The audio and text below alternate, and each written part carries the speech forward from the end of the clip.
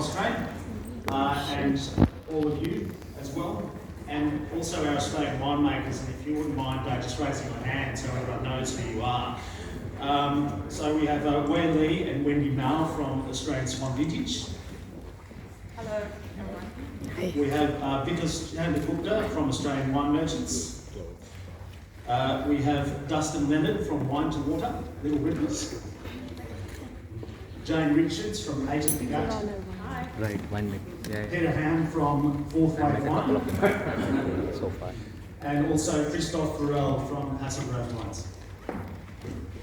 Ladies and gentlemen, Australia produces great value for money wines, but also unparalleled premium quality wines for collection.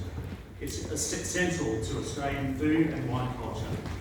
And even though we have had the oldest continuing culture in the world, the first grape cuttings were brought to Australia on the first fleet when the Britishers arrived in 1788.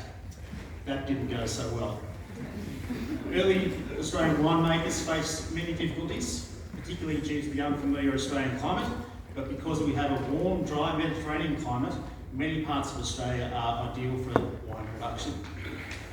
The first wine was made available domestically in 1820 and was then built upon by the arrival of Australian settlers from Europe. And if you just wouldn't mind, please putting your phones to silent. Early history showed that Australian wine made waves internationally. At the 1873 Vienna exhibition, the French judges, tasting blindfolded, praised some wines from the state of Victoria in Australia, but then withdrew in protest when the provenance of the wine was revealed, on the grounds that the wines of that quality must clearly be French.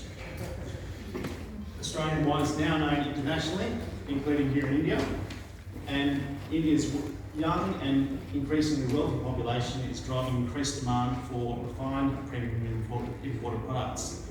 But at the same time, we have sensitivities around alcohol consumption, they're easing, and wine consumption is becoming a symbol of wealth and status.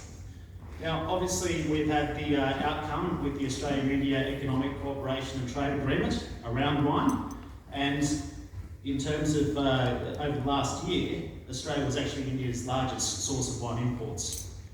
But we need to make sure that in marketing Australian wine, etc., that we actually cater to what the consumer knows and probably more importantly doesn't know about Australian wine. And so over the course of the next couple of minutes, we're going to reveal some results of consumer research that we've had undertaken by Plum Insights around the views of Australian wine within the Indian importers, retailers, and most importantly, the consumers. So if I could please ask to come to the stage, Ms. Sneha Kapoor, and also to acknowledge the wonderful team, Natasha Nagorka, Anushka Panda, and Rachel Barley, to give their presentation. Thank you.